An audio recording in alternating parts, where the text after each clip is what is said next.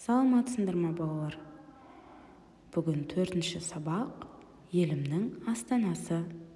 Балалар, сабақты жоғалтып алмас үшін алдымен каналға тіркеліп, лайк басып, комментарий жазуды ұмытпаймыз.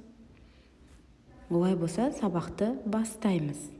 Жаңа сөздер: мұражай, көрме, ғимарат, ойын-сауық.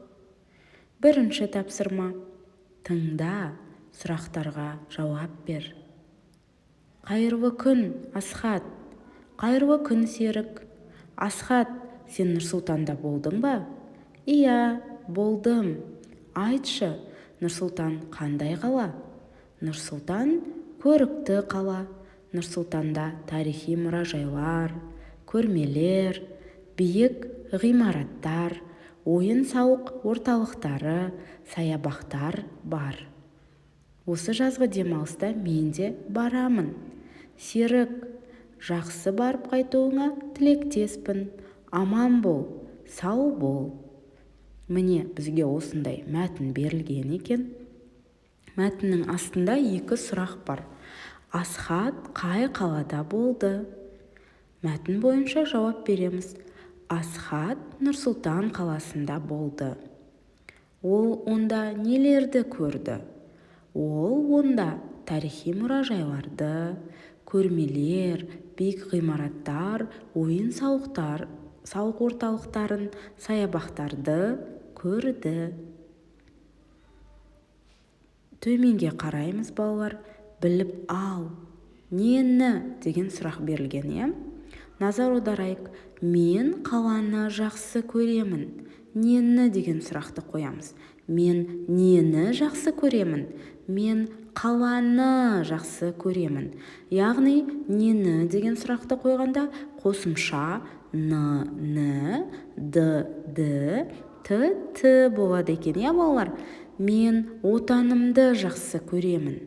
Мен нені жақсы көремін? Мен отанымды жақсы көремін. Қосымша д.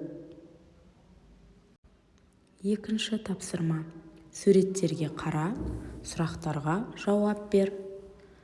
Суреттегі қала туралы не білесің? Балалар, бізге суретте 4 ғимарат берілген. Бұл Астана қаласында орналасқан.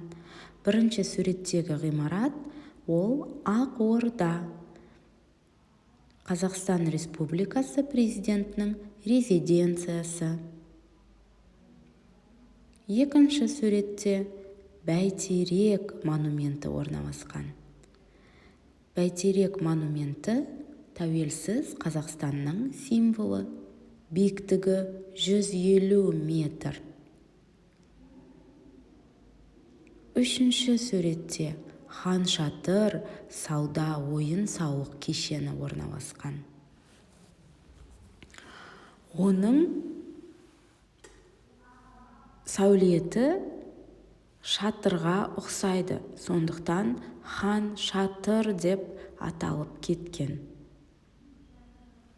Төртінші суреттегі бейбітшілік және келісім ғимараты. Ол пирамида түрінде салынған. Екінші, қаланың көрікті орындарын ата дейді. Қаланың көрікті орындарын осы 4 ғимаратта атасақ болады, Яғни бірінші Ақорда ғимараты, Бәйтерек, Астананың символы, Хан Шатыр, 4-шісі бейбітшілік және келісім сарайы. Және де Думан ойын-сауық орталығы да бар.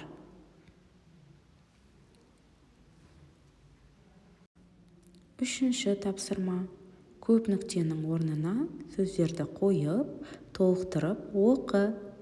Яғни, балалар, бізге сөйлемдер берілген, бірақ сөйлемдер аяқталмаған. Оның орнына көп нүкте беріліпті.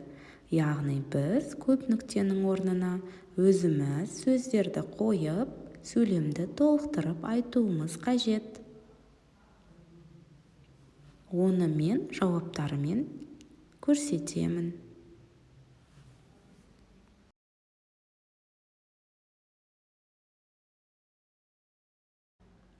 Төртінші тапсырма. Туған жерің туралы досыңа хат жаз.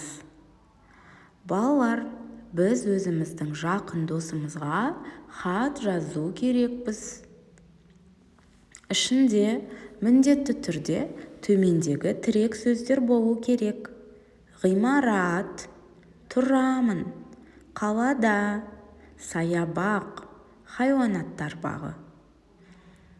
Балалар, хат жазуды білеміз бе? Хатты қалай бастаймыз? Олай болса, кірісейік. Ең алдымен сәлем хат деп бастаймыз, балалар? Сәлем хат деп төбесіне жазғаннан кейін, төменге сәлем Анель, қалың қалай?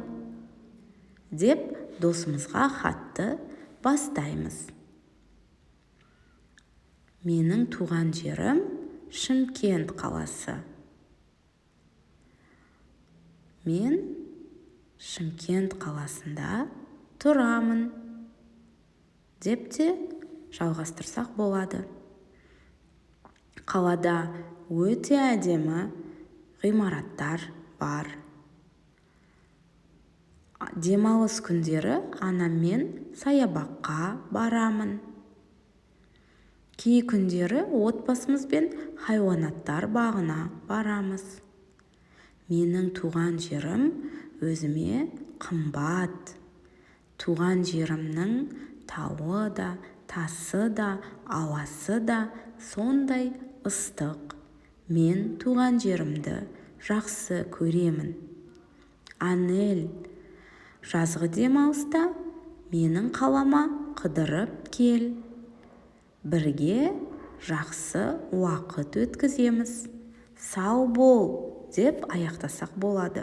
Немесе балалар, өзіміздің ойымызды қосып, өзіміздің фантазиямызды қосып, досымызға туған жерімізді мақтап, оның керемет жерлерін атап, өзіміздің қалаларымызды айтып жазуға да болады. Балалар, олай болса, сабақ аяқталды. Каналға тіркеліп алуды ұмытпаймыз. Лайк басамыз. Ұсыныстарың мен сұрақтарың болса, комментарийге жазуды ұмытпаймыз. Сабақ аяқталды. Сау бол!